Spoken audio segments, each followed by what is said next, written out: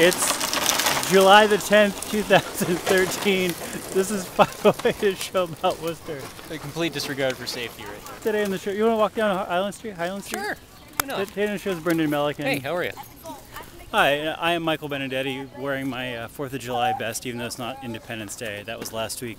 This is this week. It's been about, I don't know, 3 weeks since we taped a show. And so we're just going to have a little catch-up show. Coming weeks, I think we're going to have more. Well, let me close this umbrella. Nice umbrella. Yeah, it's a fantastic umbrella. In upcoming weeks, I think we're going to do more shows where we're going to talk to some of these aspiring politicians and do some Google Hangout shows and whatever. Has anybody gotten in touch? No, but I haven't tried. You'd think they'd be banging down the doors, though. I tell you, my feeling about Worcester this summer has just been like, Worcester's a nice place in the summer. There's no real issues. It exists. That's about it. Nothing's going on. No updates to any of our sort of obsession topics, you know. The ACLU's efforts to sue the city of Worcester over the panhandling ordinances, nothing's happened there. We'll get back to that in the fall. Telegram and Gazette, supposedly there have been 5 offers to buy the Telegram. Our offer of $9 not included in the official offers. It wasn't accepted? No. Well, I don't know what was accepted. Anyway, nothing's happened with that. It's been a couple weeks. Still no word from the New York Times about who they want to sell the Telegram and the Globe to. Actually, here's a related note. Did you know that the Telegram is looking for people who would like to moderate their message boards, their comment boards? Really? Yeah. Is this a paid opportunity? It is a paid opportunity. Really? It's not clear from the original offer. This is the secret information that I can bring you, the viewer, which is that it's a part-time gig and they're going to pay $250 a week. $250 a week part-time to moderate the comments. So you could make, theoretically, $12,000 a year part-time moderating racist, ignorant comments on the Telegram and Gazette's website. Hey, that's actually probably one of the better paying community service gigs in the city of Worcester right now. It's true. Yeah. You would be contributing to something for sure. It's a massive contribution. Not just to Worcester, it's society. The paper's got legs. This is the kind of exciting news week that it is. I don't. We got a WPI license plate from Maine. WPI ECE. I don't know what ECE is, do you? Something about electrical and chemical engineering? Yeah, probably. I sort of feel like I want to talk about bus stuff more than anything else. What's on your radar this week? Like, it's been a couple weeks, so we sort of need to catch up on Worcester news. You know what I would like to point out is that every year I go and watch the Worcester fireworks from the auditorium. Sure.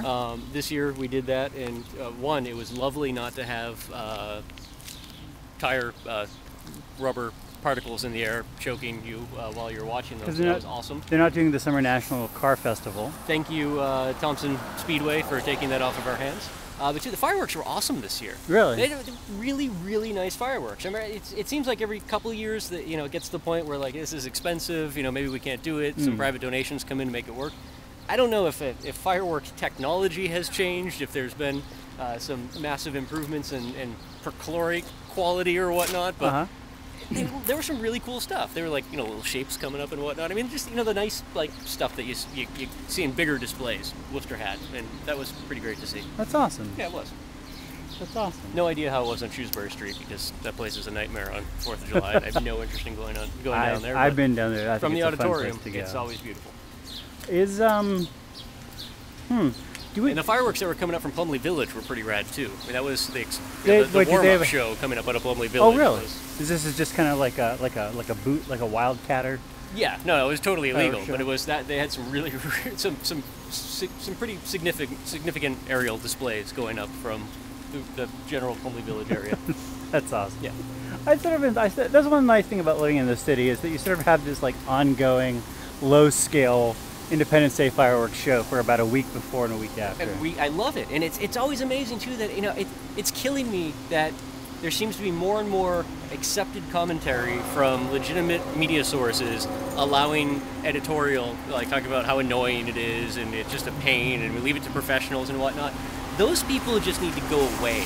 Blowing stuff up is like the high watermark for the 4th of July holiday, and of course it's annoying. I mean, nobody wants to be woken up at 2 o'clock in the morning from next door with something that sounds like gunfire. I mean, that's incredibly annoying. But yes. Then it takes 2 seconds to remember it's the 4th of July, and you appreciate the fact that you live in a country where 47 other states can actually blow stuff up legally, And here we get to pretend for 1 week that we have those same opportunities. That's right. It is kind of like it's kind of a giant civil disobedience campaign too, would you say? I mean, I don't know when else there's such flagrant law breaking. Not only just flagrant disregard for the law, but you have just as much, I think, almost acceptance from the majority of law enforcement, right? I mean, like, very rarely do you see somebody actually getting into trouble for fireworks. I think the state police had a big campaign this year trying to arrest people for possession. They had a ton of signs saying, warning, don't even think about bringing fireworks into Massachusetts. Yes. Right, but I mean that was minimal. They had a couple Facebook posts about it. Other than that, didn't really see too much. But I mean, the interactions with Worcester police, I mean, it seems to be that they do the right thing and they close their eyes and keep driving and worry about bigger crimes. Speaking about Worcester Police, we have to mention something that's pretty sweet, which is today the Worcester Police sent out a little alert, just letting people know that there are coyotes. That, you know, you're going to see a coyote every now and then. They're just like, hey. Which I don't think is actually something new. I think that's been the case in Worcester forever. Yeah. But it was nice of them to remind us. And they also told us not to call 911 for them as well, too. Maybe that's the real thing about the coyote. Of what it would be like to run into a rabid coyote likely to eat you and your family. And then if you run into that particular coyote, just call the non-emergency number. We are not going to come out. Sirens blazing, deal with your coyote problem. Bears and moose, we will chase through the city, and we will shoot and kill them. Coyotes eating your family, not so much. That's why it struck me as a little weird about this coyote. I feel as though we're interrupting the guy talking on the phone behind us. Should we? Let's slow down. Let him go by. After you, sir. Very polite of you. So I want to talk a little bit about the transit hub. Have you ridden the bus since we have this new transit hub? I've not. No, I've seen the transit hub though. I've ridden by it in a car. Well, there's been a few reports about transit in New England. There was one that just came out from Neighbor to Neighbor and I think the Dukakis Center, basically saying that, like, I don't know, poor Latino residents of Worcester have bad access to transit compared to what you would want them to have. We going across? All right. So, in Worcester, Latino residents in particular. I don't know. It was only 2 pages long. I just kind of skimmed it. I mean, it was mostly just like they had done some surveys and some focus groups of people, and we're just saying, like, what was your experience? I don't know. Like, I looked at it and I was sort of like, I was not surprised by anything in it, so I didn't even make any notes on it. Okay. There's another longer report, which is called Reinventing Transit, which I have not yet read, even though Tracy Novick emailed me today saying I should read this. Next week's episode, we'll talk about it more. I can talk a little bit about the transit hub, though. Okay. For people who haven't been there, so it used to be that if you wanted to ride the bus in Worcester and, like, switch buses from one to another, you would sort of switch around City Hall. Like, there were just a ton of bus stops all around City Hall and also on the other side of the street from City Hall. Right. And basically every bus would stop there, like, at the end of its route and wait a few minutes and then go on whatever other route it was going to go on. Right. And at some point they said, probably for a number of reasons, this is a bad idea. One of the reasons I think they did this is because you're just bringing in a bunch of the kind of people who ride the bus, that is, people who are poor or people of color. And, like, why do you want them around City Hall? What you know, you don't even want them in the city of Worcester to begin with. In my opinion, the powers that be don't want them there. So they don't want to be reminded that they exist. I think that this is part of the reason that on the Telegram, because at comment boards you frequently see elderly, I don't know if they're elderly, I shouldn't say elderly. You frequently see people who talk about how scared they are of Worcester and how scared they are of Worcester Common and what a dangerous place it is. Sure. And I think part of the reason is because it's like, you would see a black person there. And if you were from, no offense, Holden, seeing a black person could be a traumatic experience. If you were from Holden or you were, to go to your original point, born in the 20s, you might be scared of that. Yes, this is why. Yes, I feel like I don't mean to offend everyone born in the 20s. That's right. It's one of those areas where I think we can generalize. I'm inadvertently slandering the many elderly people who are dear to me and who are not horrible racists. Anyway. So there's this aspect, but then there's another aspect, which is, I think, a legitimate aspect, which is to say that, like, I don't know, every transit system is confusing, every bus system is confusing, honestly. In the age of cell phones, a little bit less so. In the age of smartphones, a little bit less so. Well, I But was actually hoping to see one of the signs. There's one on the other side of the street, but I didn't feel like running across. I haven't used one yet, and I will do it if we can find one on the show, but all of the WRTA signs now actually have a QR code that you can Right. scan that I think gives you the schedule Yeah. for that line. I'm going to Yeah. guess at what it's for. And that Yeah. seems like a reasonable use You of can- QR codes, maybe the first reasonable use Yeah. anyone's come up with. it's not only the schedule, they have a page for each of the buses now where like that stop, like you're not going to a web page about that bus, you're going to a web page about that bus stop, which has The a list history of of like that the bus next stop. well, it doesn't have any history unfortunately, but it has like the next 5 buses that are coming and when Oh, they're going to cool. come, because they have bus tracking now. You can now use your your magnetic card from the T. Yep. You can use on the Worcester bus, so you could fill that thing up online or whatever. I guess you can fill it up online. I haven't tried that. And you can also just like text. You can text a certain code to a certain number, I hope and it'll text you back like the next 2 buses that are going to stop at that stop. I hope that the rationale for moving the transit center from the general city hall area, as you described it, to the Union Station area was less about overt racism, or maybe not Covert racism, and more about linking up 2 major transit systems. Well, that's the other thing. I mean, this is the thing. They're not linked up well, but I mean, Right. at least in theory, you could now have a bus schedule that marries up with the larger transit system. Yes. Hopefully, I think someday in the next 100 years they'll figure that out. Yes. But So we should say this. I don't know that. I don't know. Other than having like a nice, so they recently opened up at a cost of I think $15 million. This transit center down by Union Station, like right adjacent to Union Station. It's right adjacent to the Greyhound. It's right adjacent to the trains into Boston. It's right adjacent to our Amtrak. So you should be able to move between the Worcester bus, the Greyhound bus, the Peter Pan bus, the Amtrak, and the commuter trains into Boston. it's like all great Seamlessly. inventions, which are all great Worcester developments are designed around the idea of getting you out of Worcester more efficiently. Yes. All the things that we get excited about in Worcester are actually just large systems To designed get you out of get Worcester. you out of Worcester. This is every time we ask Bruce Russell, what's the one thing that people want to know when they come to Worcester? What's the one thing they want to see? His answer is always the way out. So you have now this bus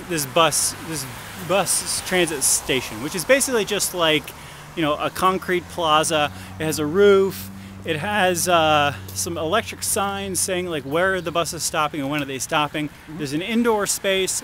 There's a Dunkin' Donuts in the indoor space. So if it's during the winter or it's a rainy day or it's a hot day, this is actually pretty nice because like right now there's a couple little covered shelters around City Hall, but they're not, when it's busy, they're not big enough. And when it's cold, they're not any good at all. So that's actually a nice thing. So one thing to say is as far as the routes go, they haven't really changed the routes so far.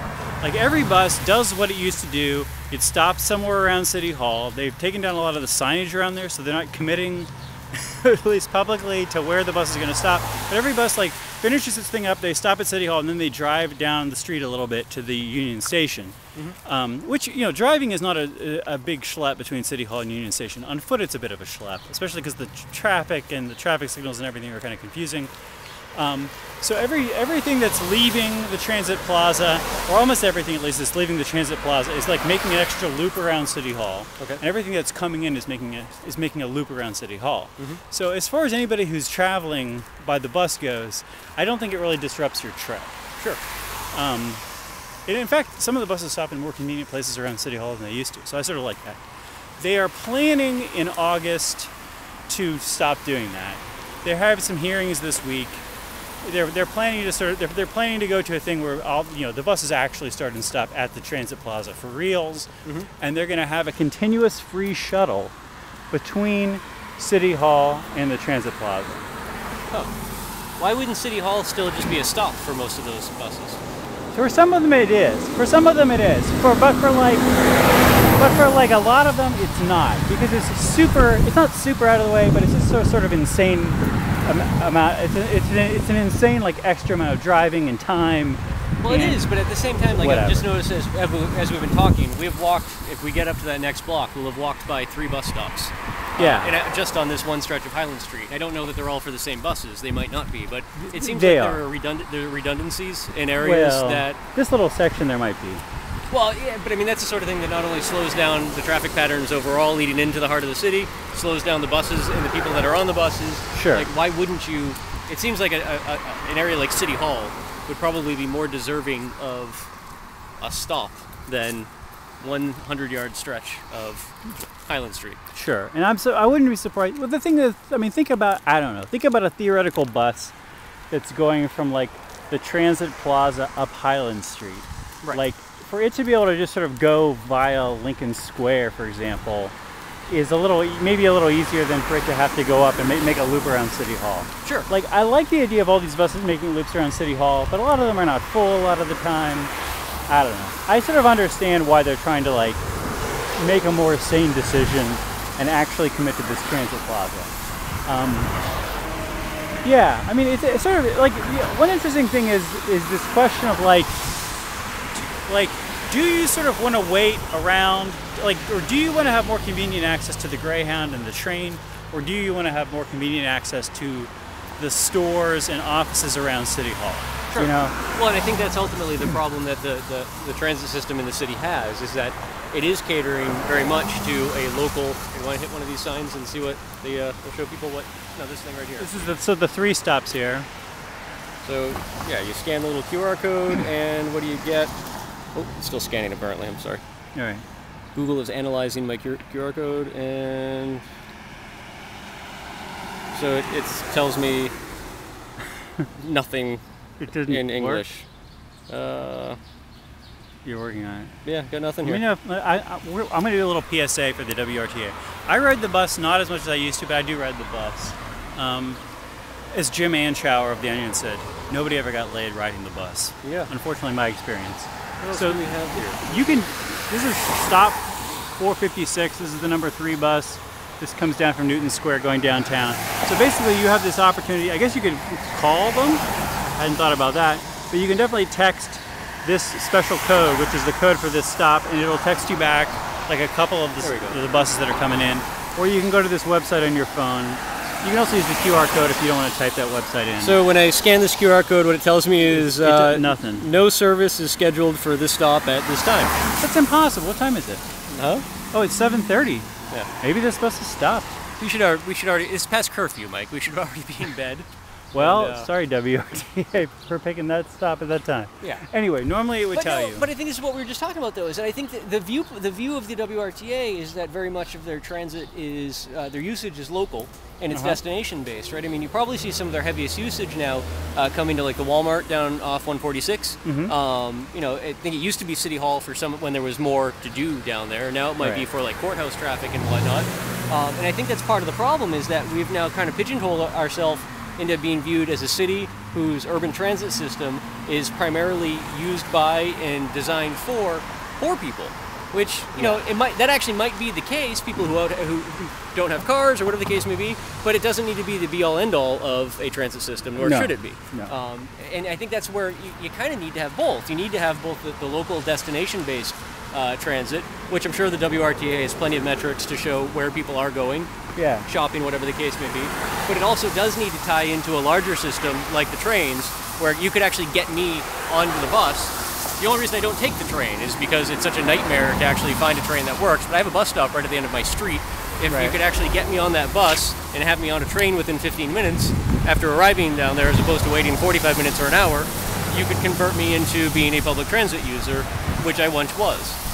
Well, you can now take the bus. You can take your bus. Oh no, I know. I just don't feel like getting up at 4 o'clock in the morning to catch a 7 o'clock train or whatever the case may be. Because the train and the bus aren't synced closely enough. And because the buses, it seems from the west side of the city, take an incredibly long time to get to the transit center because there are so many stops along the way. Right. When, like I just said, here on Highland Street, you could probably get rid of 3 of the 15 stops that we just walked by. Well, speeding up some of that transit. Yeah, there's fewer stops. I feel like there's actually fewer stops in your neighborhood. I've ridden that bus. Like there's more stops as you get closer to downtown. And there's a surprising number of people I think because you also have a lot of people who are infirm who are riding the bus. Obviously, there's a surprising number of people who ride the bus like a quarter mile, which is it sort of drives you crazy when you're trying to take a bus ride. But it's like like that's a good chunk of the people who need to ride the bus. People in a wheelchair, or people who have trouble walking. And if that's the prime, but see, I think that's where it becomes a cart and horse sort of issue for the WRTA, because you're never going to capture people who have the option. Go down this way or this way? You're never going to capture the people who have the option of driving unless you make that service more convenient than driving. Yeah. So unless you actually really want that demographic, both for local and like longer commuter service, you need to start changing the way you do business. And on some level, that might actually impact some of the other riders. But at the end of the day, you can have the best of both worlds, right? I mean, there's no reason why you wouldn't have traffic on buses coming from the major residential areas for service for the commuter rail, almost being expresses that are running straight through. Like every major city, figures out the right time to do expresses. They get that in LA, the Rojo. And then during the day, you're having more frequent stops for the folks who are just going to the grocery store or whatever the case may be. I mean, it would take some thinking out, but again, if your goal is to get more ridership through getting people out of their cars, you're going to have to kind of rethink the way the scheduling works. Yes. Well, I'm curious to read this. I'm curious to read this study that I was telling you about because it claims. Wouldn't it be more fun if we just made stuff up like this all the time?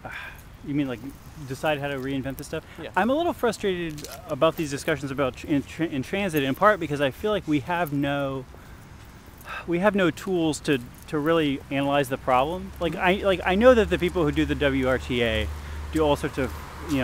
They're all they have plenty of highly trained people who are doing all kinds of route mapping and whatever. Absolutely. And so it's very easy for us to say well, this part of this line is not ideal. That's very easy for us to say. Of course it's the case, but I think the thing to keep in mind, whether or not they could be the greatest minds in urban planning available that the WRTA has on hand, but if they're not, again, speaking just for myself as a guy who drives to Boston 5 days a week, if I would be happy to use that service and other public transit services as long as you made it more convenient than driving my car. Maybe this is how we should frame our WRTA discussions on this show going forward, which is what will get Brendan on the bus. We'll get Brendan on the bus, and I can't. Whereas I can only speak for myself, and I will in no way attempt to diminish the logic used by engineers, especially traffic engineers. I will tell you that as a frequent driver, 10 years, 5 days a week into the Boston area on the Pike, there are a lot of people just like me. The one thing that I can promise you is that there's no shortage of people in cars on the Massachusetts Turnpike coming from Western and Central Mass going into Boston every day. And if you want, again, whether it's local public transit or statewide public transit, if you want to increase ridership, the key is making it more convenient than getting in a car and driving. Yes. And we're just not there yet. Maybe we need more traffic, more regular traffic. Maybe we need to get more people in cars to get people out of their cars. Yes. One thing I would also like to say in favor of this transit plaza, and as you can tell, I kind of like this transit plaza. Like we have spent years on this show, ever since they talked about moving away from City Hall, talking about this question of are they making this transit plaza just because there's a lot of racists in the city of Worcester? I think the answer is no. That there actually are some good ideas here. I'm interested to see how they pan out. It's it's a big gamble. It's a big gamble. Completely reconfiguring the transit. I hope that this gamble pays off. One cool thing about it, in addition to all these things being clustered together, is now you have this magnetic card that is like the card that you ride on the T or the train or whatever. Can you use those magnetic cards on the train into Boston? No. I still haven't gotten a straight answer on that. I don't think so. I think they're two separate systems. You have to buy that paper thing. Because if you're using the MBTA card for the commuter rail, it's the Charlie card. And no Charlie one's really card. given me a straight answer as to whether or not it's transferable. I'd love to hear somebody's experience if they figured out how it works. Maybe you could buy a paper ticket with the Charlie card. I don't know. I have no idea. Anyways. But that's actually a good point, because there's so many people that have commuter rail passes that are subsidized through their work and whatnot. If that extended into the zone, like Worcester is whatever, Zone 8 or whatever the case may be, now my WRTA ridership would be included in the fee that I would already be paying through work or whatever the case may be for that Charlie card. And now we just have one thing that I need to manipulate to get from my house to work.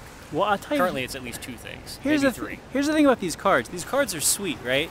But it used to be that the only place you could really deal with this card in Worcester, filling it up, was at the WRTA office, which is adjacent to Mechanics Hall, which was open, I don't know, sometimes and not other times. and it was just sort of in this place where it was sort of a legend that it was there. Mm-hmm. Like it was no place that seemed, it was no, like for a place that was like a bus place, wasn't near City Hall particularly. It was just in this random office. So like now they have like these machines down there at this transit hub. So there's this idea of like promoting these to riders also, which is pretty sweet. Because I have to say, everything goes so much faster if people are paying with these at the bus. Like paying by cash is a slow, you also save 20 cents.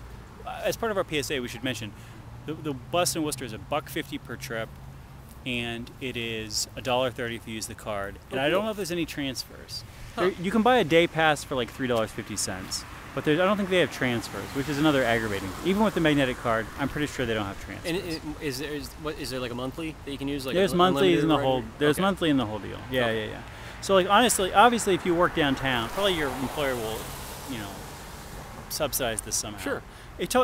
People should just totally buy a monthly card and like commute with a bus if it's convenient for them. Oh, absolutely. Yeah. I mean, it's shocking that more people don't. I like to think that if I actually worked in the city. I mean, when I did work in the city, the last time I worked in the city, I was a bike commuter almost entirely. I mean, there were the winter was kind of stinky from time to time, but for the most part, it was all bicycle commuting. I would like to think if I was back working in the city, if anyone has a good job offer, please let me know. And I would go back to being either a bike commuter or, when I'm lazy, a bus commuter. And there's no reason to drive around the city anymore. It's shocking to see how much traffic, now being 7 o'clock, I'm pointing at something that doesn't actually exist, but it's shocking how much traffic we do have in the city when we actually do have a functioning urban transit system that doesn't get as much use as it probably should. Yeah. Well, when you're running out of things to talk, can you just point out how awesome the new bench is looking here? Look at that bench. Yeah, I so want to go sit on the bench, but can I sit on it? No. You'll get there soon enough. By the end of the summer, you'll be there. They're doing some really nice work in here, though. The pond is no longer collapsing in on itself. We should talk about this park sometime. Not when they today. open it again, we'll come down and talk about it. Maybe we can get Rob Antonelli to come down and tell us all about all the work they did down here. Maybe we can. Here's what I think we're going to do the next couple of weeks. We always have to reinvent this show because this show is always teetering between relevance and irrelevance. Mm-hmm. I think we're going to start doing more Google Hangouts episodes. We've never done a Google Hangouts episode. We're going to start doing these, a lot of podcasts like these. And I think we're going to get back into the groove of like talking to people, going to places and talking to people. Do you think this line here is intentionally wonky like that? Oh, it's just whatever. I don't know. I don't even know how they made this. They just put a piece of tape. Yeah. Don't peel it off. You're going to get in trouble for that. You're on film. This is unnecessary. This box is unnecessary. Don't you think it would look so much better if that box was not there? Neighborhood vandals, take note. You actually make it look better by vandalizing it. Well, Brendan, thanks for coming out and walking around town and doing this show. Oh, thanks for having me. This is wonderful. This is an exciting show. Enjoy your summer, Worcester. I've talked to more people the last few weeks who are just like getting more excited about living in Worcester. And there's weeks when I can't imagine anyone ever having been excited about Worcester. But then there's weeks where I'm like, of course you're excited about Worcester. Worcester's a perfectly nice place. Yes. If you like, Worcester's just as good as anywhere else. Mostly. Worcester's in the top 90% of places on the planet, probably. There are some pretty cool places like Key West, though, that some of us might rather be, temporarily at least, maybe not long term. Sure. Yeah. Anyways, this is the 508 Show. If you got a complaint, you can email us at pieandcoffee@gmail.com. We will see you for reals next week.